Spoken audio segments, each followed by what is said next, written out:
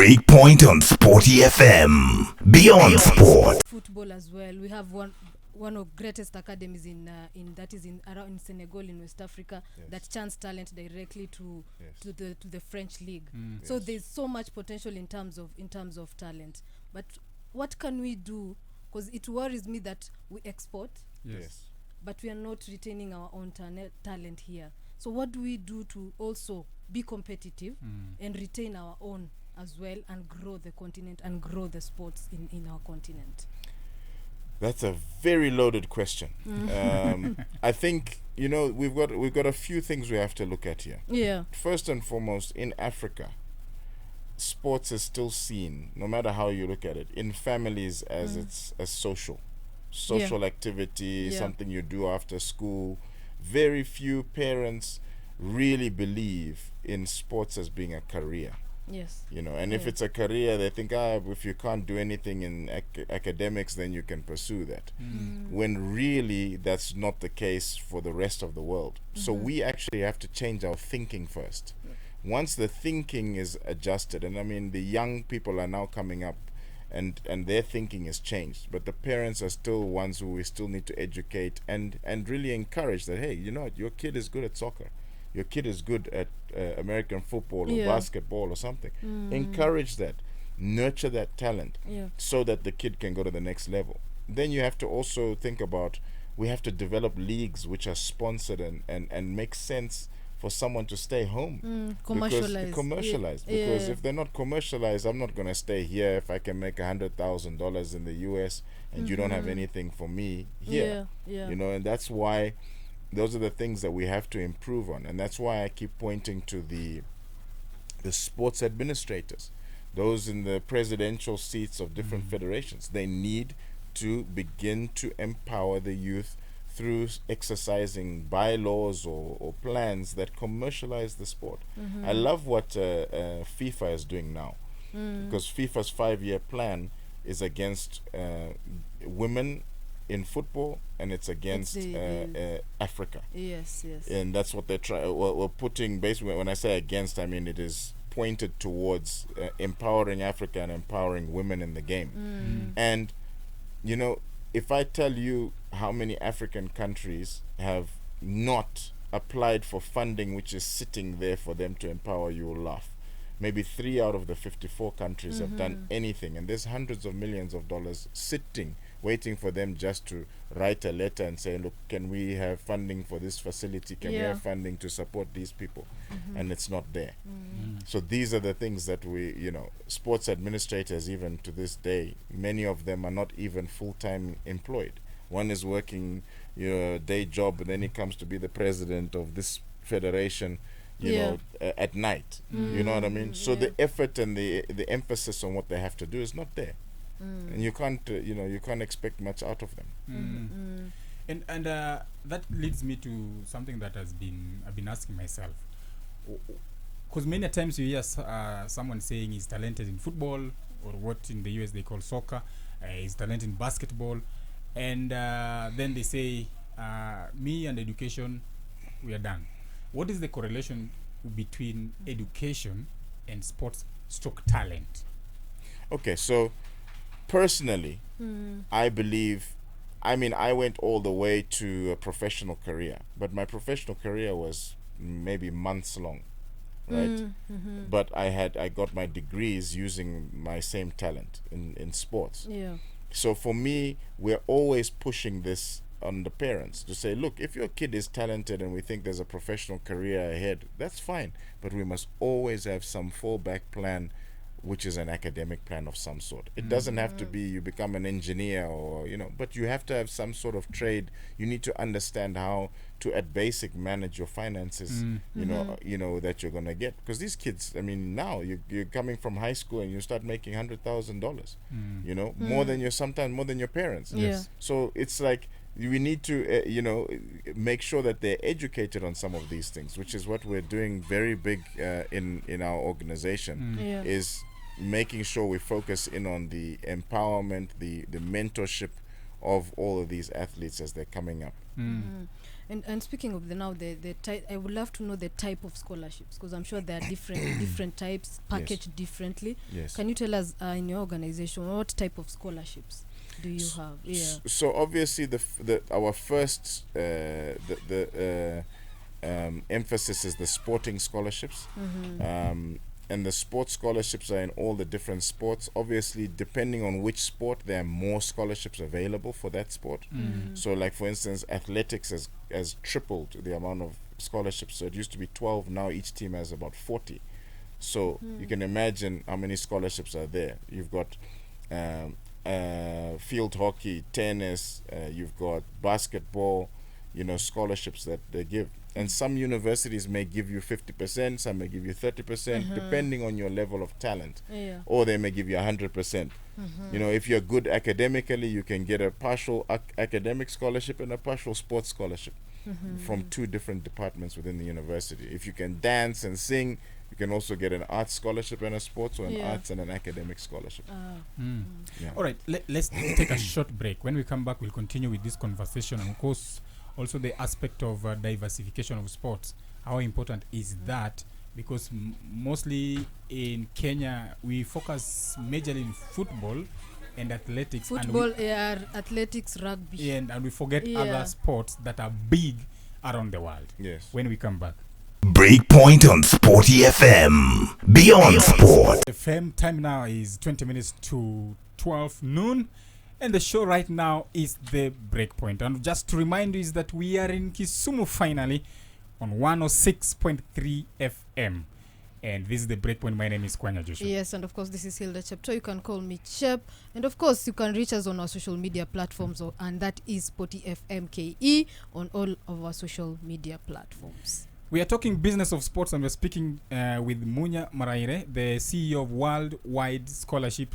And we're just trying to understand education, scholarship, and sports in general, how they relate.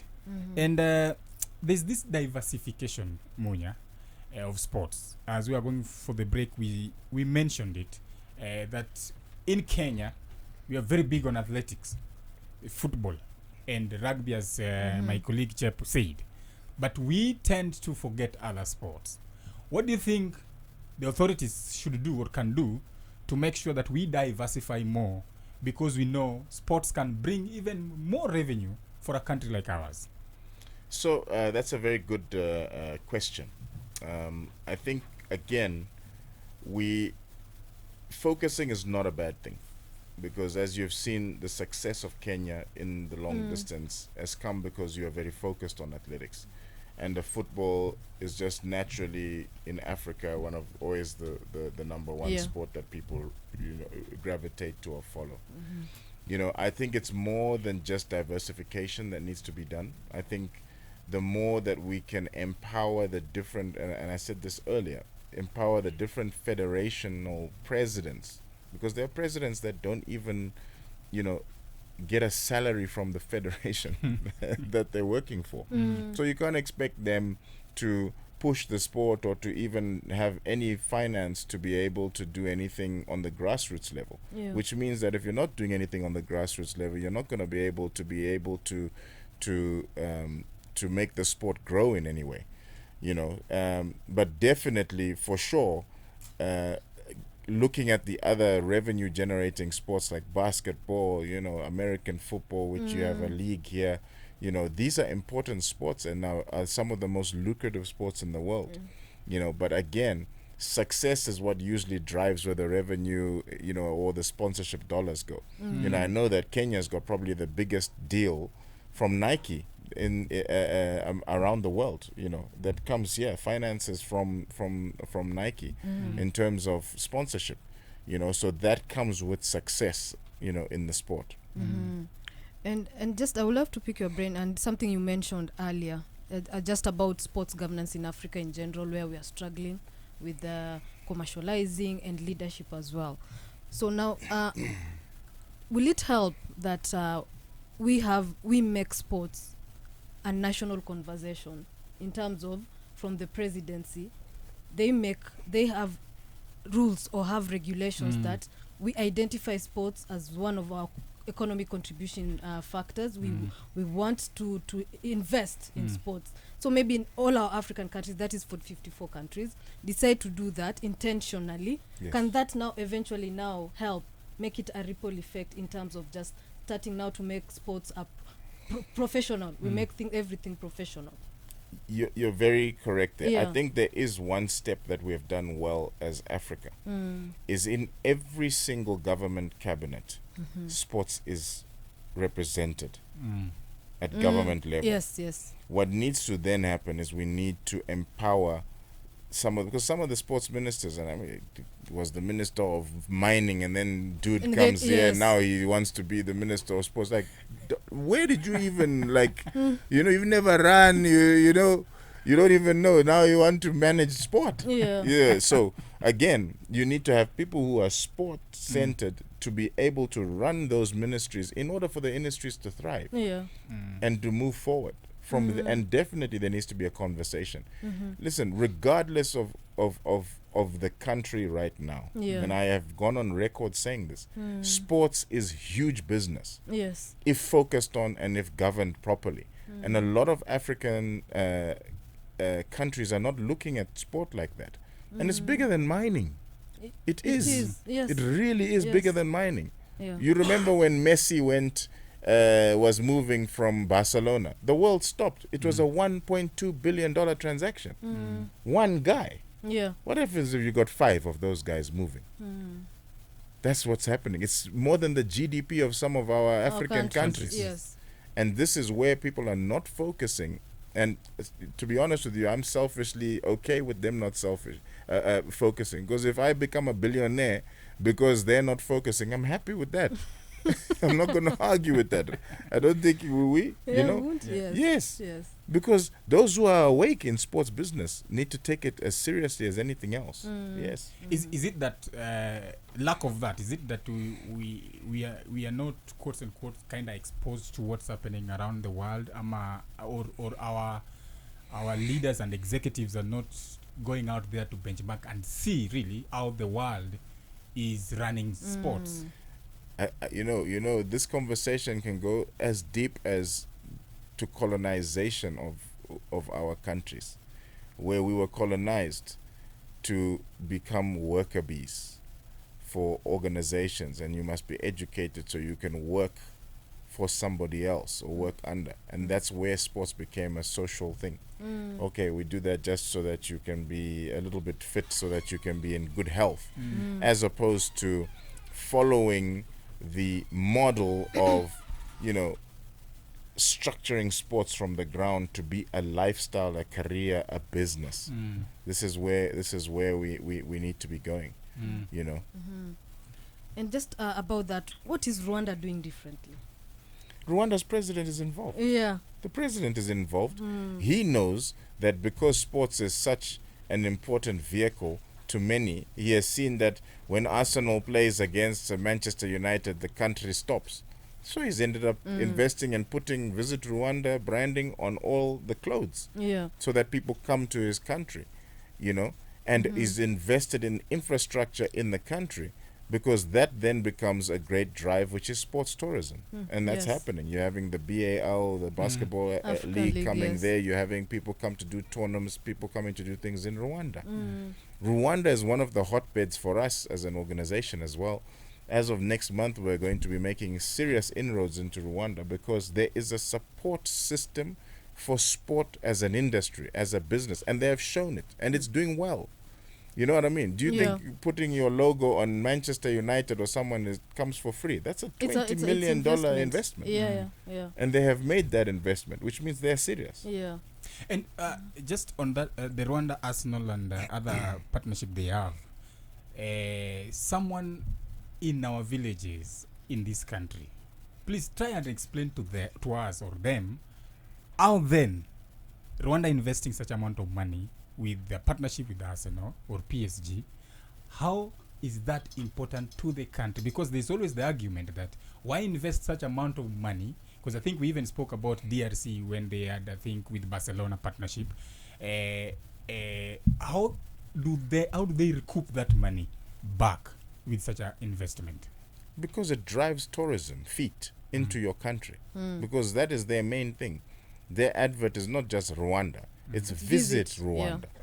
So everyone's like, visit Rwanda, visit Rwanda. It becomes subliminal now. When you're thinking of going to Africa, you say, hey, let me go and visit Rwanda, because that's the people that are sponsoring my main team.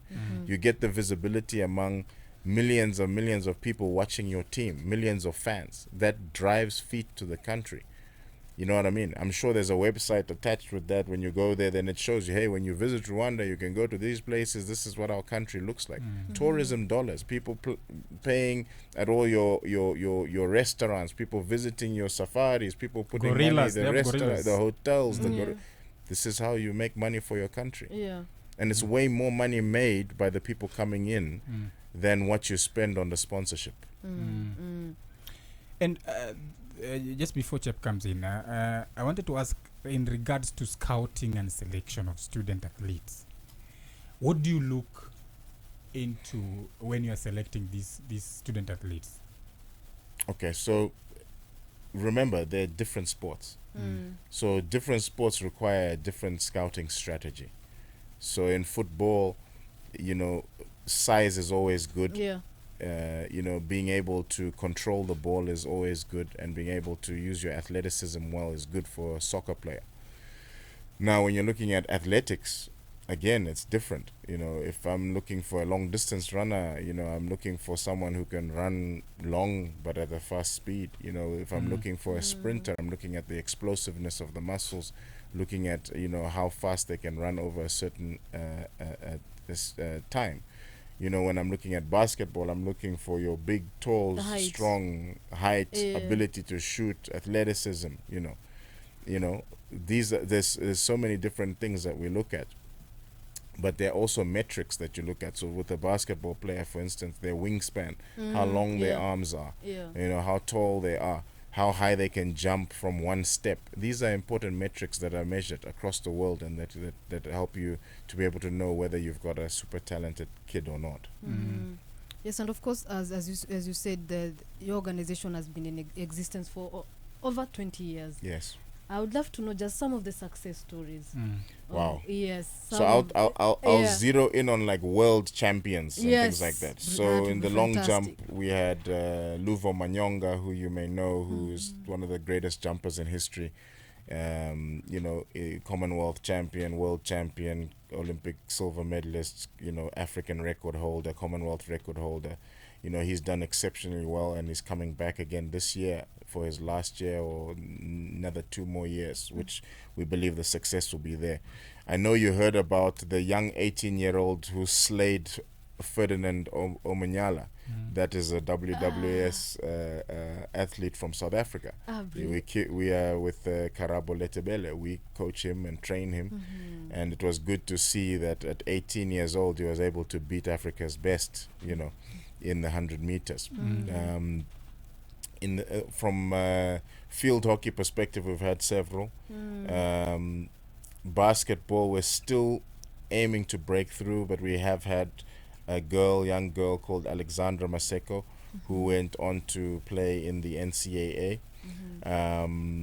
I think for me, those are the better success stories. I mean, again, another long jumper sprinter from Zimbabwe, Ngoni Makusha, went on, ran 9.89 seconds in the 100 meters. Sean Maswanganyi from South Africa, who was a top sprinter, athlete as well, was in the World Championships now. Yes, And with all these successes that you've shared with us, now someone might be wondering, what is the journey of these athletes or these sports people from discovery to now the point where they go, they get scholarship to the US maybe US universities?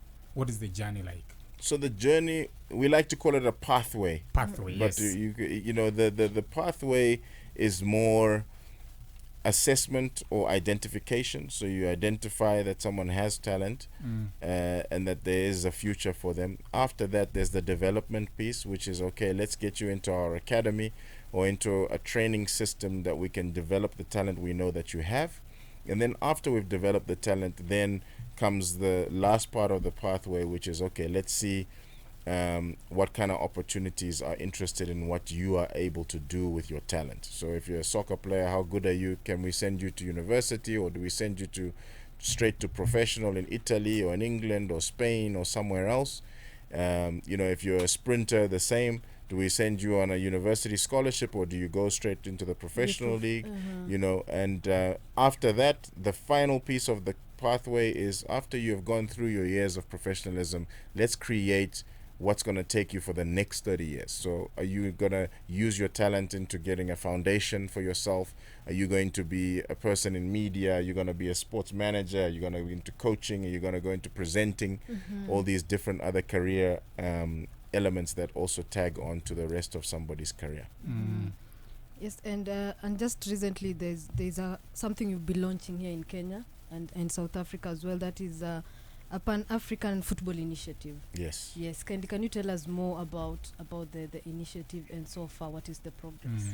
So the Pan-African Football Initiative is focusing on wanting again to first align with what FIFA is trying to do, which is, we want to get more girls to play football, more girls to participate, more girls tournaments, to commercialize the girls' game more. Yeah. Because this is a very, very important element. We want to get, the world target is to get 10 million girls on the field.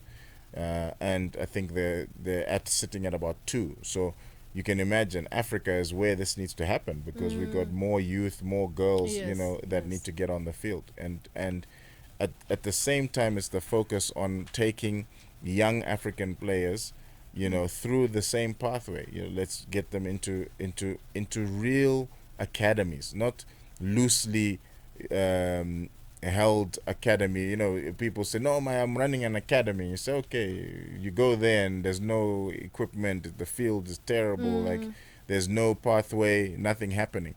So for us, it's to get into each of the African countries, Kenya being the East African hub, and creating a very strong academy that looks like your Right to Dream from Ghana and the one you were speaking about in Senegal as well. The same kind of structure, but in East Africa, because there's talent everywhere in Africa. People think, no, let's go to Nigeria or let's go to Ghana. That's the only thing that's different about those countries is that they've invested in the sport. In Nigeria, the Ministry of Sport is in the president's office. Can you imagine? So for sure, anything that happens in sports, the president is involved. Yeah, same to Rwanda as well. Yes. Yes, they have a state minister for sport. Yes. And then there's now a minister for sport. Yes. Yes. Falling under the president. Right to the president. Right, exactly. And as you spoke about the last stages of the pathway, and some of these student athletes now who have come from the worldwide scholarship, do you have those that come back and give back to the societies that they came from, even in terms of mentoring the young that are coming up? So, our world is very interesting, because from getting a scholarship, you end up becoming a qualified professional in something, right? So if I'm a doctor, that's how I'm giving back. I'm now a doctor in my country. I'm giving back to my country. Or I go away and I become a coach. I come back home, I coach. Or I go away, I become a businessman. This is how people need to see sport as well. You're giving back in that way. And obviously some guys are very diligent in terms of, okay, I want to set up a foundation which does 1, 2, 3, or a non-profit organization which does 1, 2, 3. Yeah. And this just before you come, there's something that you mentioned, talent and building infrastructure. I was having a conversation with someone and we were saying, okay, Kenya, we have talent. What we lack is the infrastructure. But for him, he was telling me, for government to start thinking of building the infrastructure, they must see that there is that talent. So that's what I've. Do you think, what is the relationship between having a proper infrastructure to help, now upscale the talent that we have? Yeah. No, I mean, it's very important. I mean, you can't I'll give you a perfect example in football. right? We have an international coach who always comes and assists us. He used to play for AS Roma. He's my technical director in the football initiative that we're doing. His name is Amadeo Mangone. He played for Roma. He played even with Batistuta and Pep Guardiola. They all played together at Roma. But one of the things he said to me is, he says, you guys are training guys in football, but your ground that you're training on is not conducive to the same thing they will see overseas. So now a kid here is playing on soil, the ball bounces anytime, they're learning skills that they will they don't need in Europe. Europe, they pass the ball, it goes straight on the ground, there's no deviation. Yes. And they're saying, you actually made a joke for me. So this is actually a good field to train your young boys and girls, because then they are reacting and they can move around. Yes. It's good for their motor skills, right? Yeah. But when you get to an age of 15, 16 and up, you need When you're going pro it now. need things need to be consistent. Yeah, So yeah. this is where we need infrastructure, where you've got a turf, which is a good turf. People are being coached at their level on that turf, and then they're being prepared for something in Europe. So yes, infrastructure is critical in development of sport. Critical. Yeah, and just I would love to pick your brain on something a little bit different as well. That youth leadership in Africa, sports youth leadership. Because as you said, we produce so much talent. We produce talent for the world, but again, and I feel there's this gap whereby we don't have a lot of youth in leadership tables where they make decisions for the youth. We have so much talent, but it doesn't reflect in terms of the leadership in the continent. Because I think when you have the youth leading the charge in terms of leadership, we can get better, especially the sports conversation. Yes. I don't know what your thoughts are in terms of that. My thoughts are exactly what, if you remember what I said earlier. These federations, many of them are being run by people who have been there for donkey years. And you say to yourself, excuse me, you are now 80 years old or 70, whatever, high 70s. What are you doing in the position, still in sport? You can't even walk up the steps, and you're trying to lead people in sports. This is what is happening in Africa, across the continent. And it's because of the perks that go with those positions. Hey, you fly first class, you go to the world champs, you go here, you go there, you enjoy, And as opposed to having leaders, yes, there's a position for you. That position needs to be somewhere in terms of mentorship of the next generation, because you have seen and you have experienced. Very important. But you can't be sitting at the helm. You don't even know how to use Instagram and Facebook and the way social things are happening and the world is around branding. How are you going to inspire the next generation to commercialize the sport? You can't. You see, this is important. And this is not happening in one place. It's happening across the continent in many similar. federations. It's crazy.